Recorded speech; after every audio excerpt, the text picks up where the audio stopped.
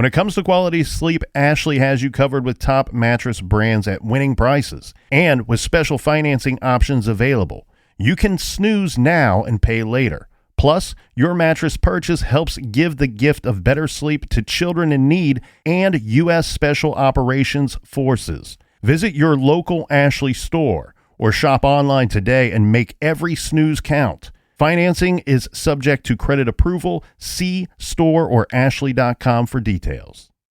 Rosetta Stone is the language learning program with a lasting impact. I've been using their app to learn French, and it's not just about memorizing words, but actually having real conversations. And it's not just French. They offer 25 languages.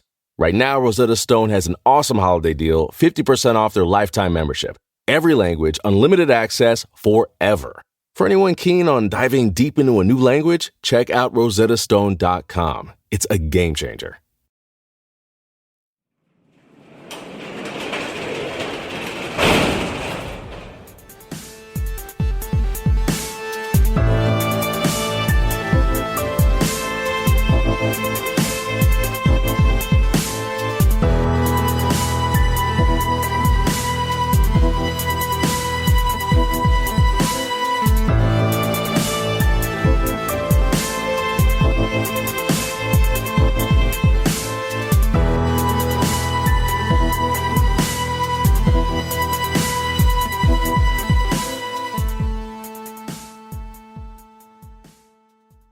Welcome to True Crime Garage. Wherever you are, whatever you are doing, thanks for listening. I'm your host, Nick, and with me, as always, is a guy that is fully aware of my axe-throwing skills, and that is that I have none. He is the Captain. It always helps if you wear a little flannel, my friend. It's good to be seen, and it's good to see you. Thanks for listening.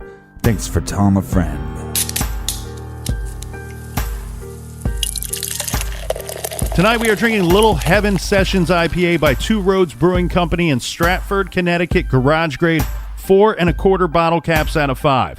This is a Sessions IPA in a can made with 3 exotic hops with tropical fruits, specifically passion fruit, grapefruit, and apricots. Passion. And this little piece of heaven was brought to us by our good friends. First up, we have Megan and Brittany in Salt Lake City. And a big shout out to Harley in Renton, Washington. Also in Washington, our friend Nicholas at Lake Stevens. Gotta watch out for those Nicholases. And big we like your jib to Annie in Quebec. And here we go, Captain. A cheers to Regan in Austin, Texas. And last but not least, we have our friends Russ and Janelle in the beautiful Parts Unknown. Thanks, everybody, for filling up the fridge for this week's show. Please help us out with next week's show by going to truecrimegarage.com and click on the donate button. And a quick PSA for Parts Unknown. The shitter's full. Well, somebody needs to empty it, Captain. That's enough of the business. Everybody gather around. Grab a chair, grab a beer. Let's talk some true crime.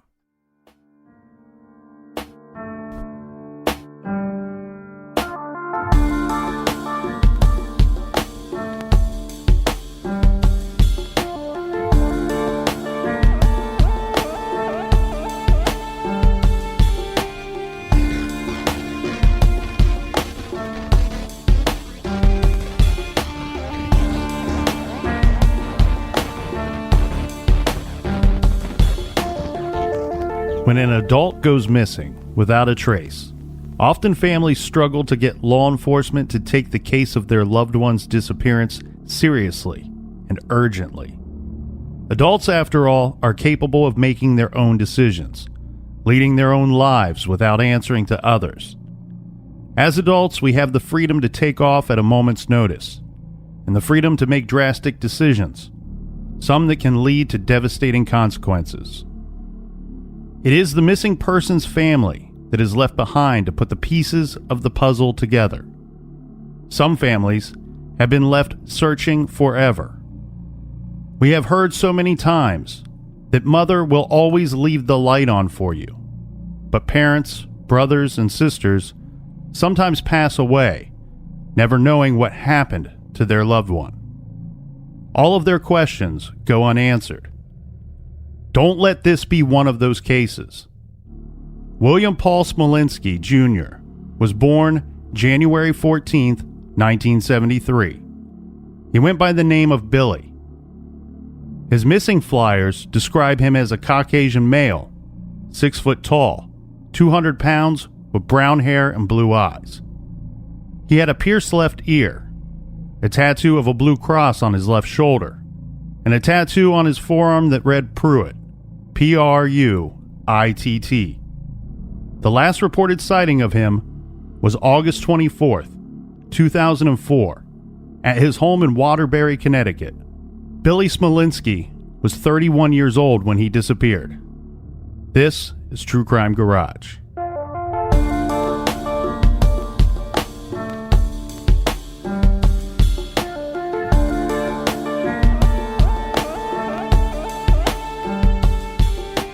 At the time of his disappearance, Billy Smolinski lived in Waterbury, a working-class town located about a half hour from Hartford, Connecticut. Billy worked 3 jobs, and he loved wrenching on cars. Captain, there are several problems with Billy's disappearance, but the one of most concern is plain and simply this. Since Billy disappeared without a trace and foul play is suspected, no one can be 100% certain who was the last person to see him or to talk to him. Lots of people could have motivation to lie about their last contact with Billy.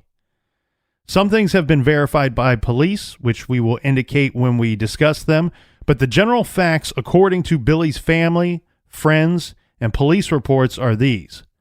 On Tuesday, August 24th, Billy purchased a meal at a Burger King restaurant in Waterbury, Connecticut. He ordered Burger King's signature hamburger, the Whopper. Mm-hmm. I'm getting hungry for lunch here. And he got a cheeseburger, medium fries, and a Coca-Cola. The receipt for this meal was time-stamped 2:59 p.m. According to police reports, at around 5 p.m. on August 24th, Billy knocked on the door of his neighbor. This is Roy Henley, and said the following: "I'm heading up north," and I put that in air quotes there, up north, "for 3 days to look at a car that I'm considering buying. Could you please look after Harley?" Now, Harley is Billy's beloved German Shepherd. Billy told the neighbor where he had placed a key to the house so that Roy could get in and feed the dog and let the dog out. Now, according to Roy, he and Billy also briefly discussed Billy's very fresh breakup with his girlfriend. After this conversation with Roy, Billy returned home, and Roy never saw him after that. So let's stop here, Captain, and think about this story for a second. Billy was known to buy and fix up old cars, so this story makes some sense. Is there any animosity between him and his neighbor? Well, I think the thought here is this would be the reported last sighting of Billy that we would know of, okay? And the thought here is there's foul play suspected against Billy. And that's why we believe he's still missing to this day. Now, who was the perpetrator of that? We don't know. So therefore, if Roy had been somebody to have done something to him, then he could have fabricated this story that, hey, he came over and asked me to watch the dog. Right, but is there evidence or not of animosity between the two? Okay, so I don't know how much animosity there would have been, other than we have some reports of 2 things. One, Billy, it wouldn't be common for him to ask somebody to watch his dog for him. Mm-hmm. So that seems odd. And 2, there are people that say Billy didn't really care for Roy. And that's about as much of a description as we have about the relationship between the two. Now, we all know, you live next to people, you have friends, you have family. There are times that there are people that you like in the long run, but you may have a bad day with them from time to time. And maybe you just tell somebody, hey, don't really care for Roy. Maybe you just had a bad day with Roy and Roy's actually pretty fine and your relationship together is pretty fine overall. Well, sometimes especially with neighbors, you can have a neighbor that's very friendly and a good neighbor and a good person. Mm-hmm. But because they're always in a good mood, you're like, yeah, this guy's okay. Well, the other thing, though, too, that's tricky here is why would it take 3 days? He says, hey, can you watch my dog? And I need you to watch him for 3 days. Why does it take 3 days for him to just go simply check out a car that he's thinking of purchasing? Do we have any more reports of Billy telling anybody else that he's going to go check out a car?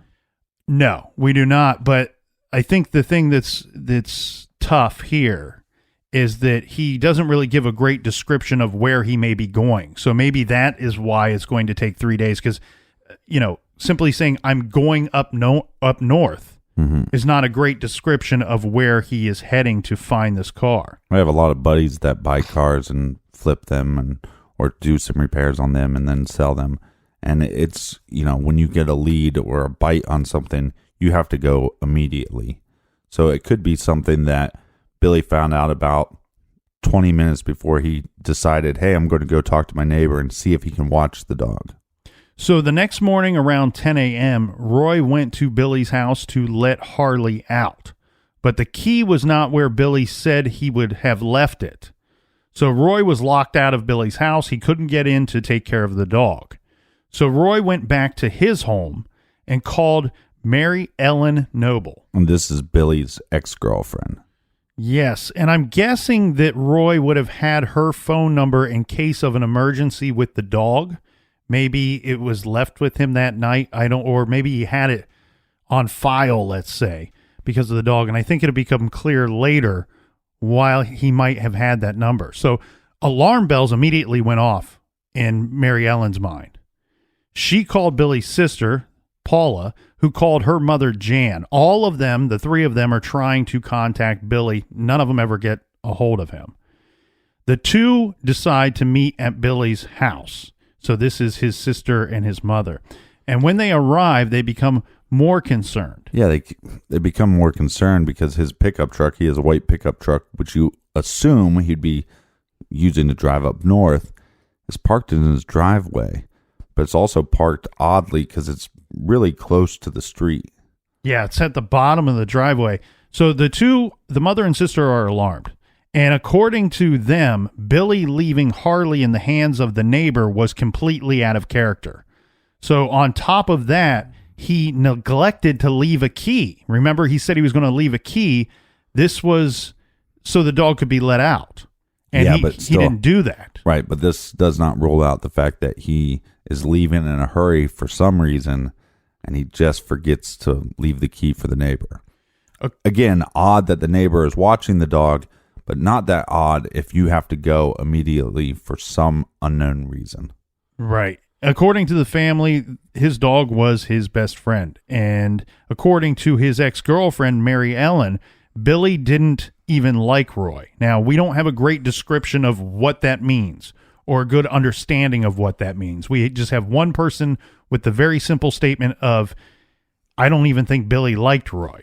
Right. So Paula and Jan, they went to the police station at Waterbury to file a missing persons report.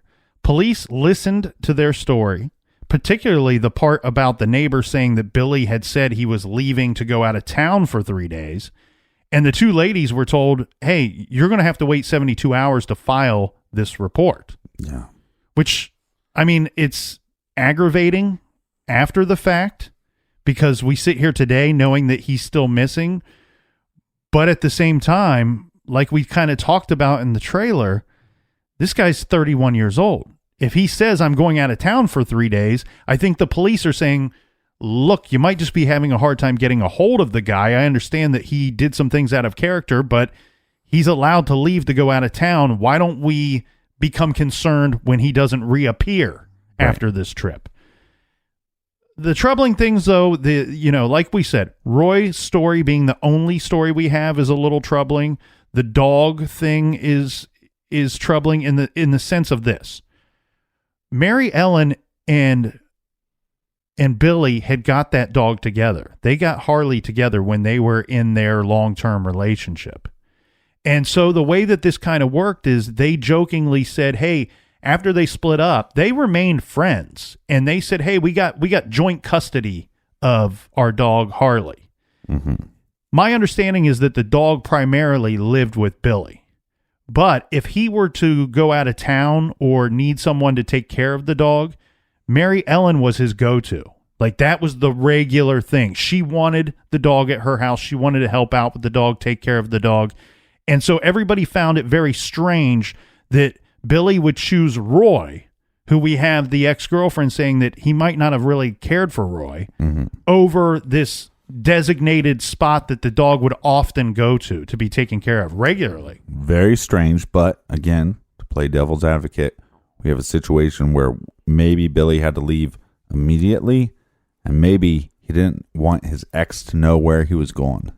So we have a situation where they're not going to take the police report for 72 hours. So his mother and sister are going to return to Billy's home to look for clues. They're kind of on their own. They're going to try to piece this together by themselves.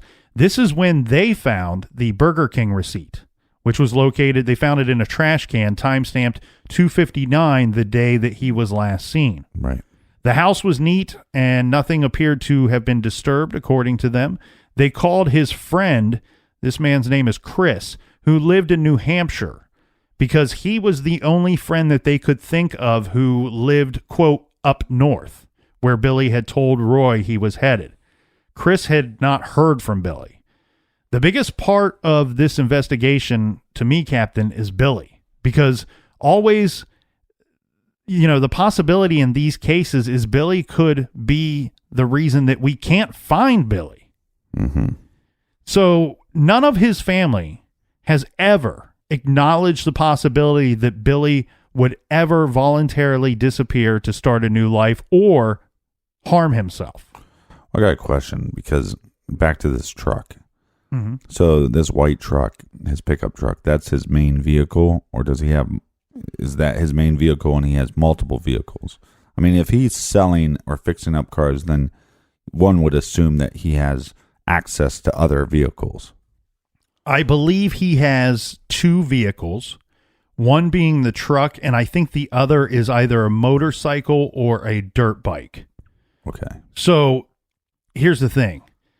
And God bless all the motorcyclists out there. God bless you. Actually, I hung out with a guy last weekend. Listen, this is craziness. Mm-hmm. This is borderline insanity.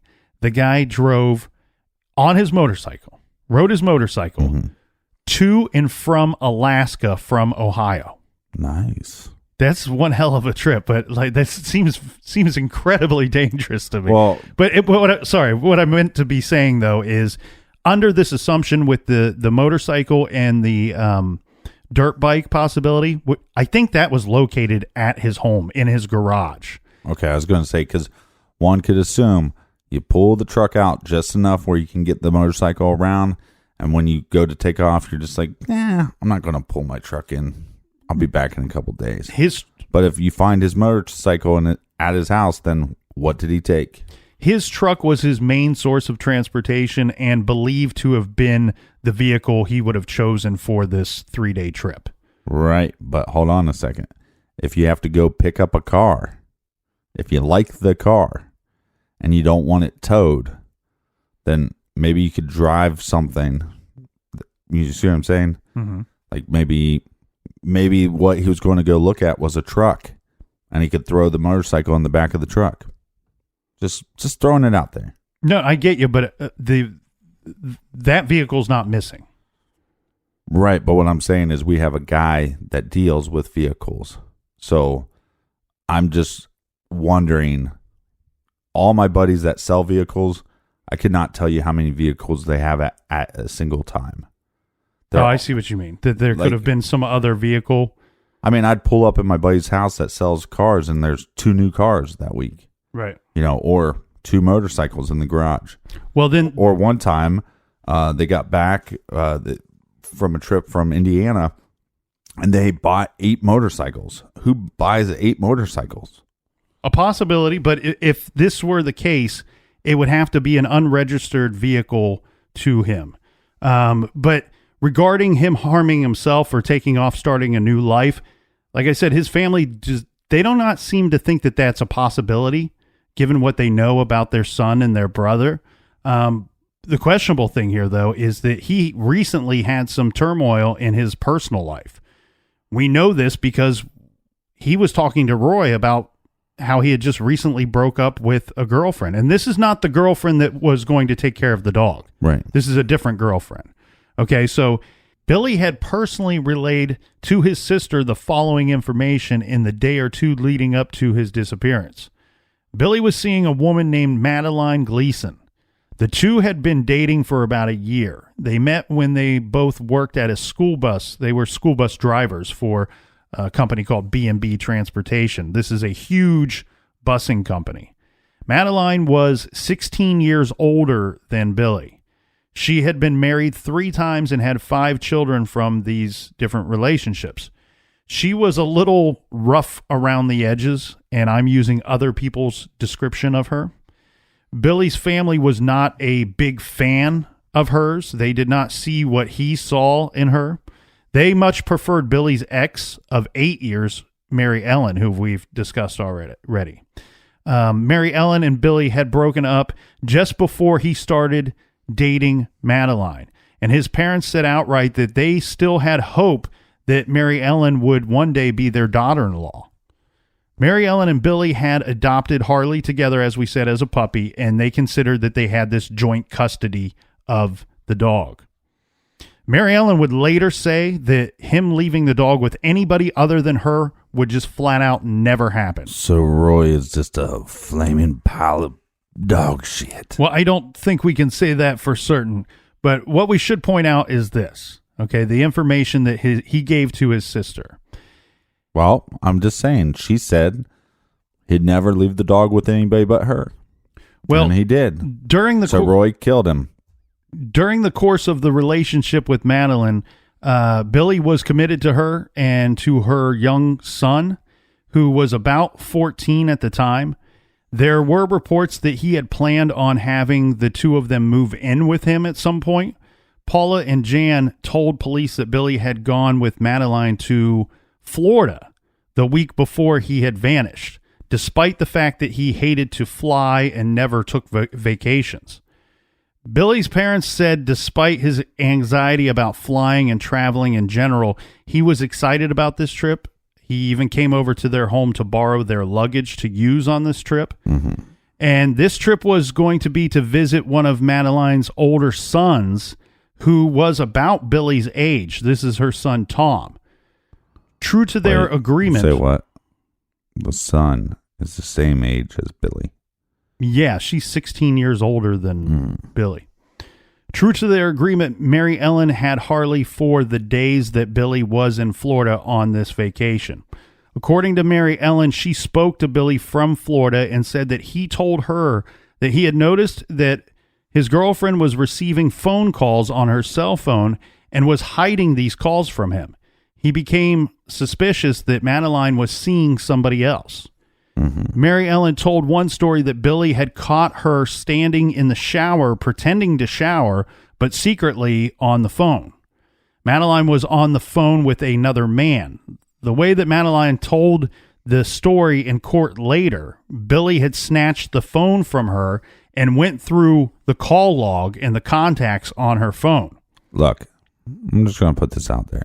Been there, done that. Did the whole disappearing cell phone trick. Did the whole who's texting you bit. If you're at that point where you have to ask, just get up, walk away. Get up and walk away. Well, that's pretty much what happens, because she admits that she is seeing somebody. She's seeing a married man. This is a businessman from Connecticut. And Billy and her broke up and returned to Connecticut this on Sunday, August 22nd. And they went their separate ways. Both Mary Ellen and Paula said that Billy talked to both of them the day after he got back. Okay. He told them both he was through with his girlfriend. Mm-hmm.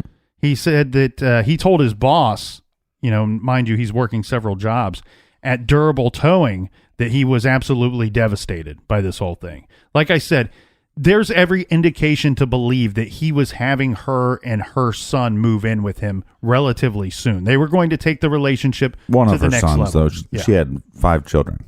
Correct. So there's only one that's young enough to be in her care. Okay. Yeah. He was 14 years old. Now, we don't know if Jan or Paula called Madeline to ask if she had seen or heard from Billy. If they did, they likely heard this story from her. This is what she had told police after Billy had disappeared. All All of this is recorded in the police report. She said Billy called her home on the night of Monday, August 23rd, but she had not picked up. Then at 4 or 5 a.m. on the morning of Tuesday, August 24th, the day that he vanished, Billy set a ladder next to her window at her home and attempted to climb in the window. She ended up letting him in through the door, and they talked for about an hour. We don't really know what was said or where the two left things, but later she told police that Billy wanted to get back together and he still wanted the two of them to move in with him, according to their plan, stick with the plan. She told him she needed time to think about it, and he left. As she put it, he appeared to be depressed when he left. It's likely he left her home because of 3 phone calls made from his home later that day. These calls appeared on Billy's call records and were found in the course of a police warrant. They all were placed between 11:44 a.m. and 11:58 a.m. Now, the 3 calls that were made were all to the same number, and that was of Chris Swanson, who is a kind of a low-level politician. He was the businessman that was having the affair with Madeline. So he's a prominent businessman, too. He's pretty well-to-do. Chris and Billy would likely have known each other as well because Chris was involved with he owned a trucking company. So it's thought that their paths would have crossed at some point just through their lines of work. Right. Chris's father, Christopher, was a business partner with Billy's boss at the bus company.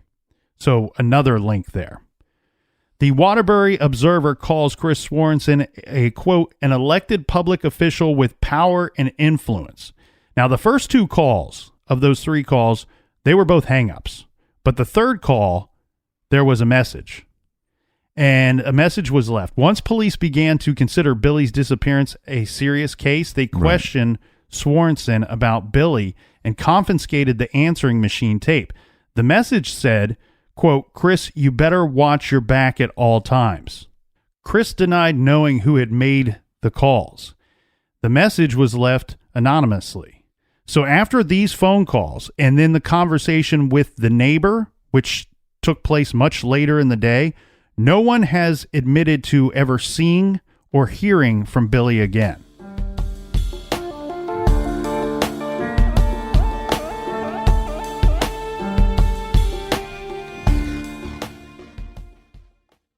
This show is sponsored by BetterHelp. Do you look forward to the holidays? Maybe you struggle with seasonal blues. This time of year can be a lot, and it's natural to feel some sadness or even anxiety about it. But adding something new and positive to your life can counteract some of those feelings. Therapy can be a bright spot, something to look forward to make you feel grounded, and to give you the tools to manage everything going on. If you're thinking of starting therapy, give BetterHelp a try. It's entirely online, designed to be convenient, flexible, and suited to your schedule. Just fill out a brief questionnaire to get matched with a licensed therapist and switch therapists at any time for no additional charge. Find your bright spot this season with BetterHelp. Visit BetterHelp.com/garage today to get 10% off your first month. That's BetterHelp, HELP.com/garage. Rosetta Stone is the language learning program with a lasting impact. I've been using their app to learn French, and it's not just about memorizing words, but actually having real conversations. And it's not just French. They offer 25 languages. Right now, Rosetta Stone has an awesome holiday deal, 50% off their lifetime membership. Every language, unlimited access forever. For anyone keen on diving deep into a new language, check out rosettastone.com. It's a game changer. You can start your day off right when you find a professional on Angie to get your plumbing right first. Connect with skilled professionals to get all your home projects done well. Visit Angie.com. You can do this when you Angie that.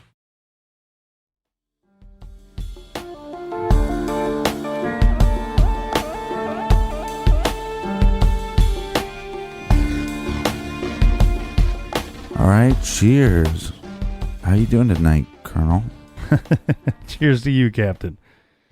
After 72 hours had elapsed, Jan and Paula were finally able to file a missing persons report, and they did so close to midnight on August 27th. The authorities then searched Billy's home, and as stated, nothing seemed amiss. They searched his truck, but they did not check for fingerprints despite the family insisting that it was parked in an inconsistent manner.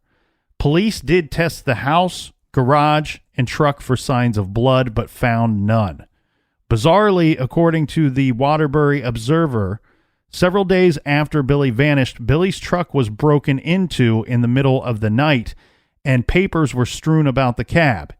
It's unknown whether this is a coincidence. The theft is a problem in this area, Right. so it could have just been a coincidence. As for the neighbor Roy, per his statement about Billy saying he was leaving, was apparently believed by investigators and prevented them from considering foul play early in this investigation.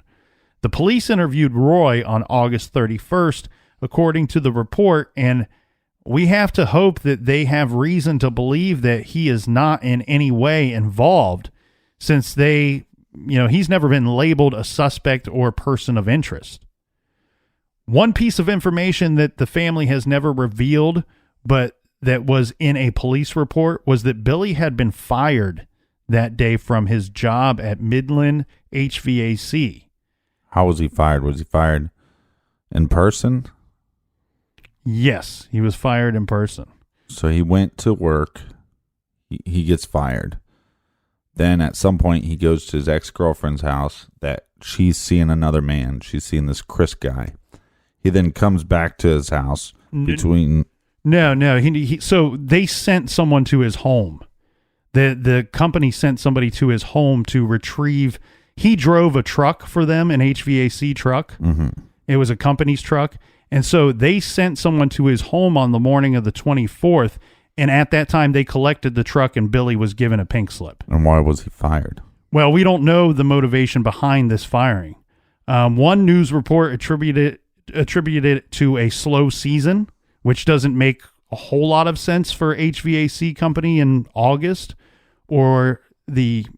Yeah, but I mean, it's very possible. Could be. Any trade is going to have layoffs, so I could see that being a possibility. So again, the problem becomes, if it's just a layoff, somebody like Billy that works in that field is going to go, this happens. Mm-hmm. But if it's not that, then this just adds fuel to the depression, the conflict he's having with his ex-girlfriend. Well, yeah, and that's what's going to be troubling for detectives, and what's going to make it hard for them to have maybe a proper investigation early on, because they hear about his recent breakup, they hear that he's been laid off or fired from Midland, and they didn't say it outwardly, but they're kind of implying to the family that suicide might have to be considered, or that Billy had taken off. Okay, let's run this down really quick. So in the morning, somebody sends over somebody to his house to fire Billy. They take back their truck, their work truck. At some point, he goes to his ex-girlfriend's house. He puts a ladder up to the window. He tries to... That happened the night before. Okay, that happened the night before. So the night before, he goes and confesses his love. He wants to make it work. She says, I have to think about it. He wakes up in the morning. He's fired. Mm-hmm. At some point, he makes calls to Chris. Just before noon. Which is the guy, 3 calls, 2 hang-ups, 1 message. 1 message that could be considered a threatening message, too. Right. And then, so that's between 11:44 and 12 o'clock. By noon, all 3 calls have happened. And at some point, then he goes to Burger King, and that receipt is at 2:59. Correct. And then what time does he go talk to Roy? Around 5 o'clock. Around 5 o'clock. And then what time does Roy say that that's just the last he talked to Billy. He didn't actually see Billy leave his house. Yeah, and Roy didn't really let anybody know that anything could be wrong, because he didn't realize anything was wrong until 10 a.m. the next morning when he goes to let the dog out. And he can't get into the home. He can't find the key, so he calls the ex-girlfriend, Mary Ellen. So what now? Well, even though the police are kind of implying to Billy's family that suicide might be likely or that he may have taken off, the family isn't going to stop searching. They're going to ask the community and volunteers to come forward. And over the 3-day Labor Day weekend, 200 searchers starting at Billy's house fanned out through the greater Waterbury area, looking for Billy or clues of what could have happened to him.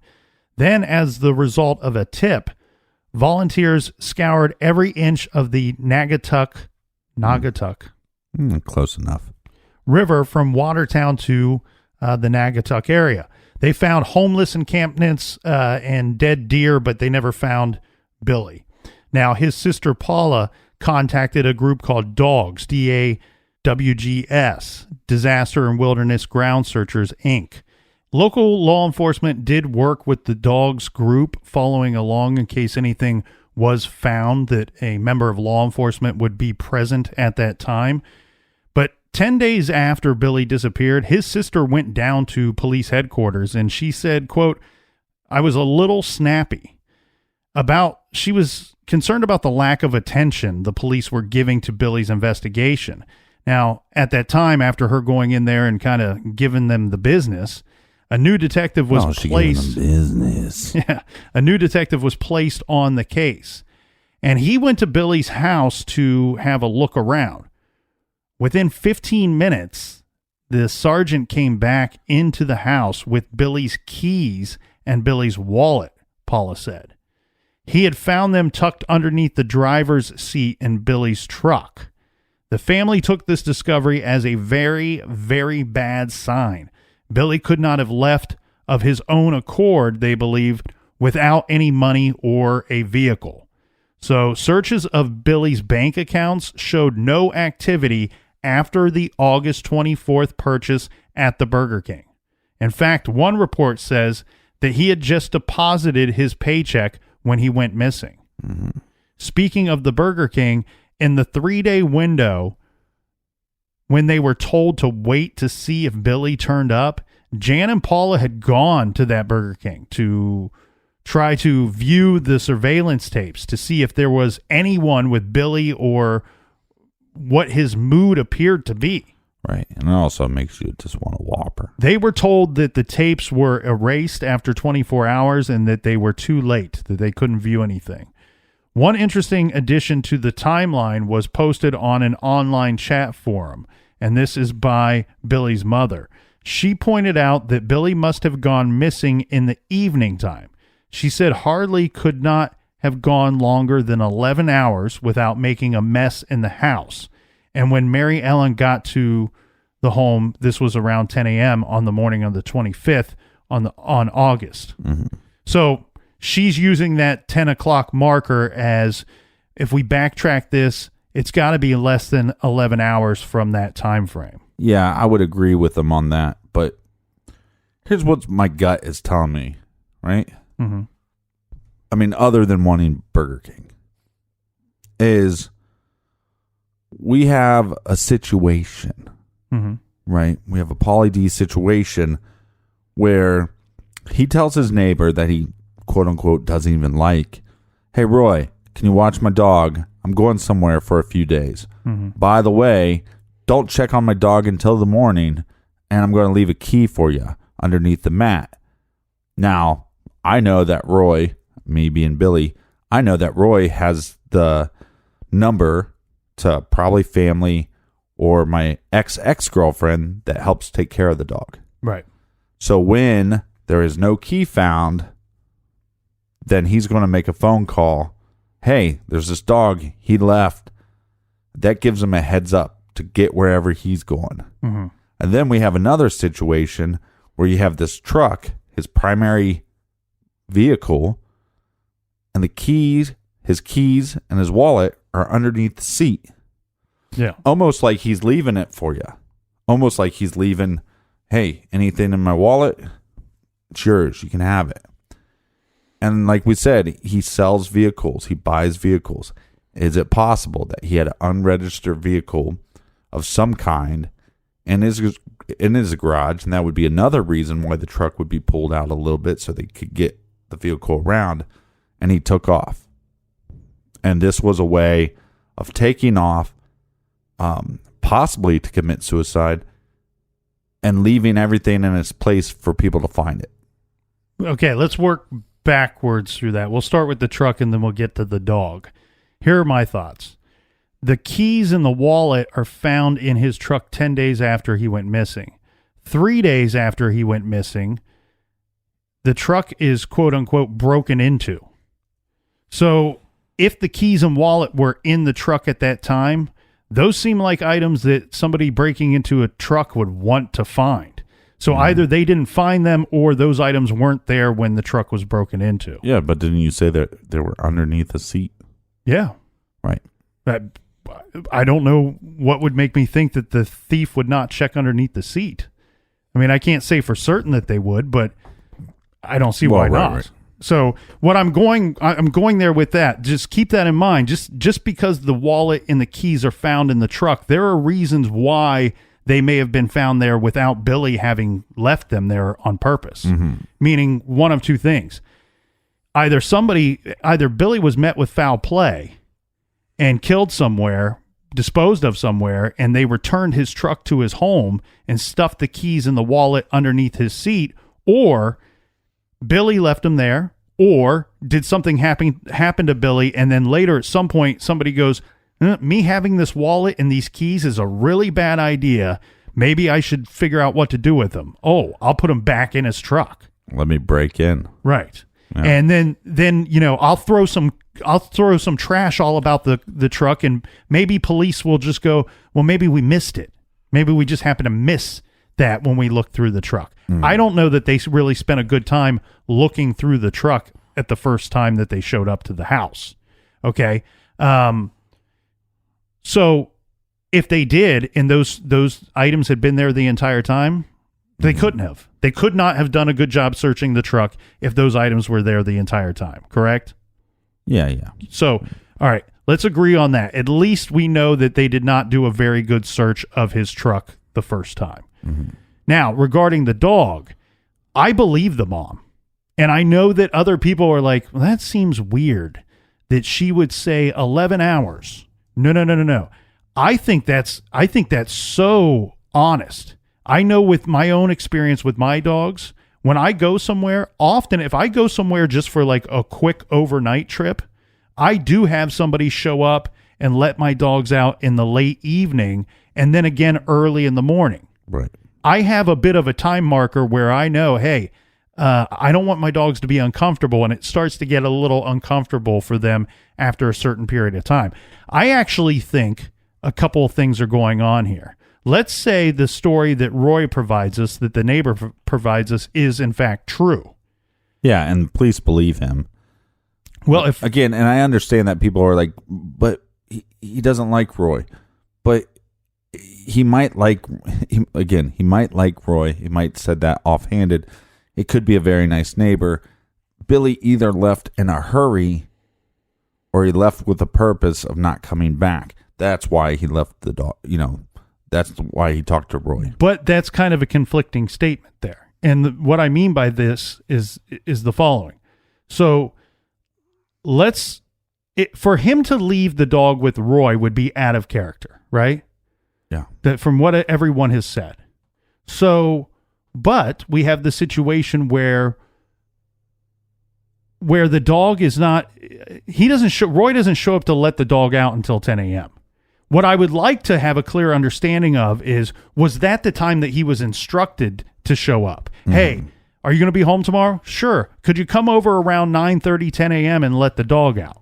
Because if that was a time that was instructed, and this 11-hour marker of the dog making a mess in the house or being uncomfortable, right? Well, then that would indicate to me that Billy didn't leave the home until 11 p.m. that night. Right, which is pretty late. It's 6 hours after he all of a sudden has to leave the house in a hurry to the point where he's got to leave the dog with his neighbor. You see what I mean? If Billy knew that he was going to have a 5-6 hour time window before he had to leave, he would have left the dog with his ex-girlfriend. It's all very strange. I would like to know from Roy. Right, but I think the problem with that is that if they have a pretty good relationship, right? Mm-hmm. And maybe Billy's a pretty honest guy, and he's not one that is good at, let's say, lying, right? Mm-hmm.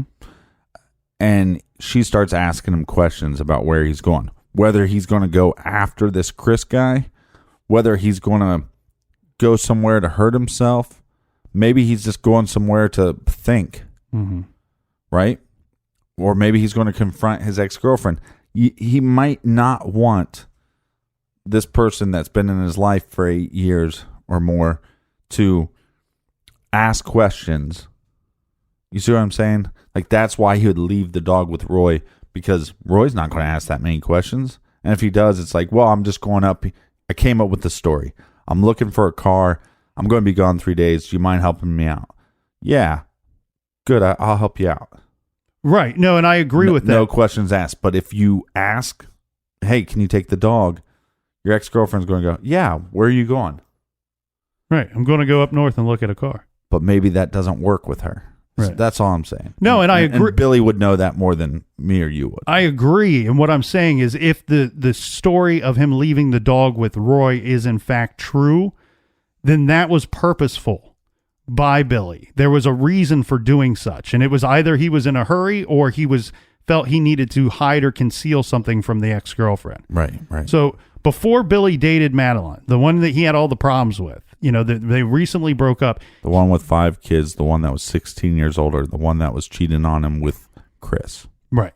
He was involved in an 8-year relationship with Mary Ellen Noble. Mm-hmm. They had known each other since high school. They said that their breakup was a mutual decision and that they remained close friends right up until the point Billy disappeared.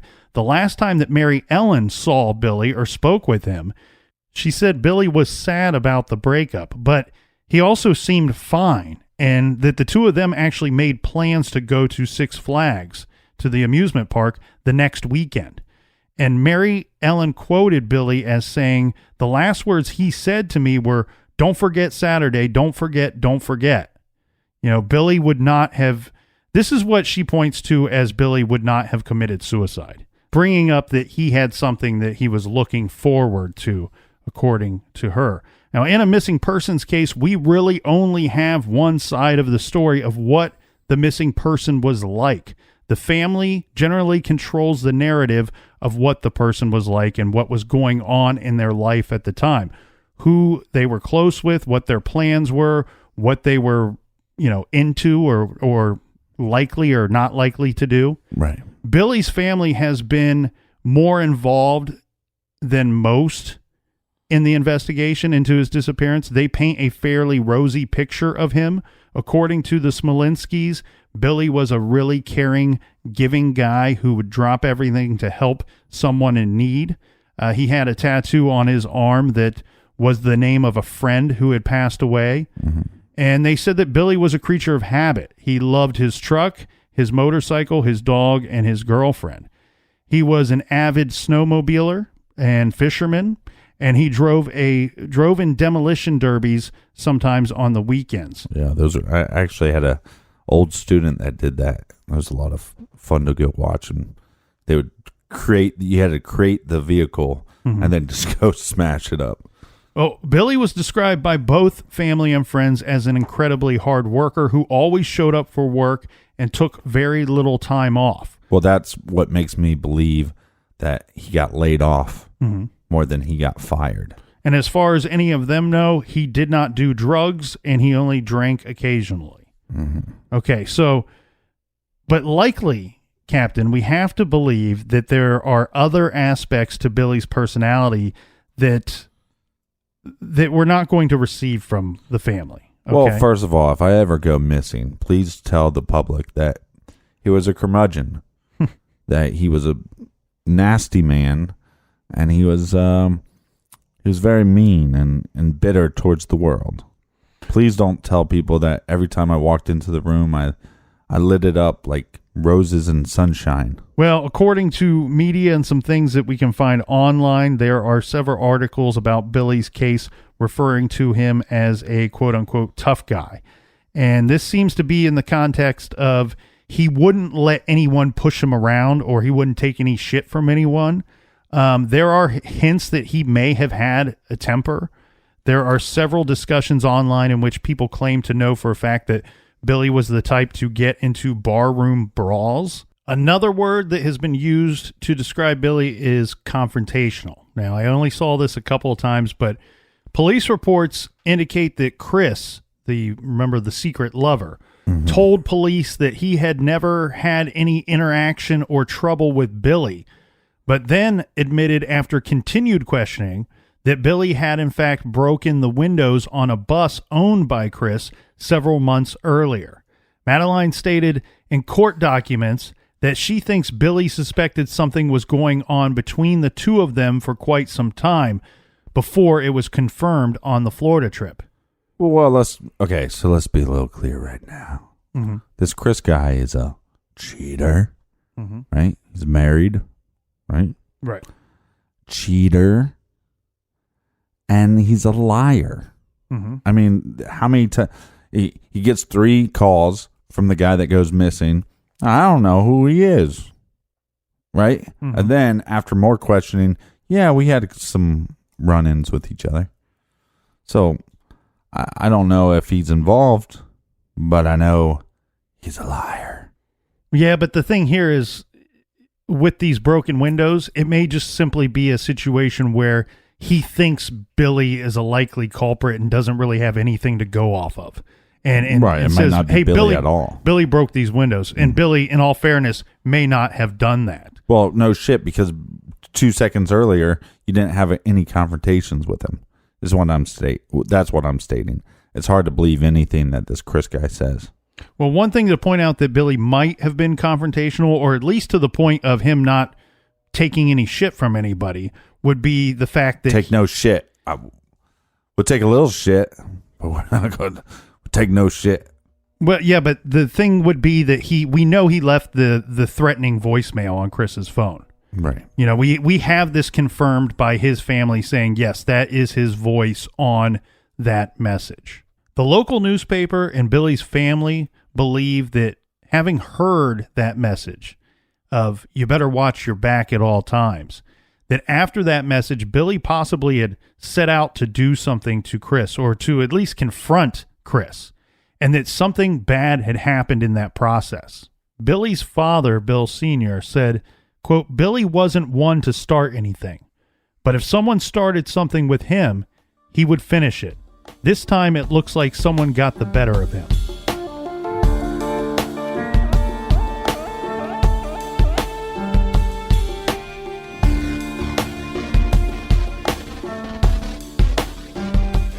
We have so much more to get to in the search for Billy Smolinski.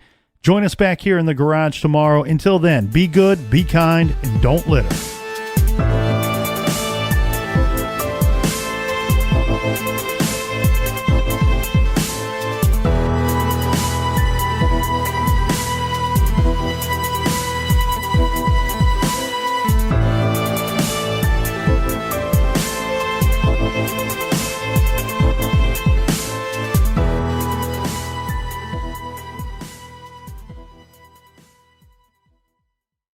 Angie's List is now Angie, and we've heard a lot of theories about why. I thought it was an eco move. Fewer words, less paper. No, it was so you could say it faster. No, it's to be more iconic. Must be a tech thing. But those aren't quite right. It's because now you can compare upfront prices, book a service instantly, and even get your project handled from start to finish. Sounds easy. It is, and it makes us so much more than just a list. Get started at Angie.com. That's ANGI, or download the app today.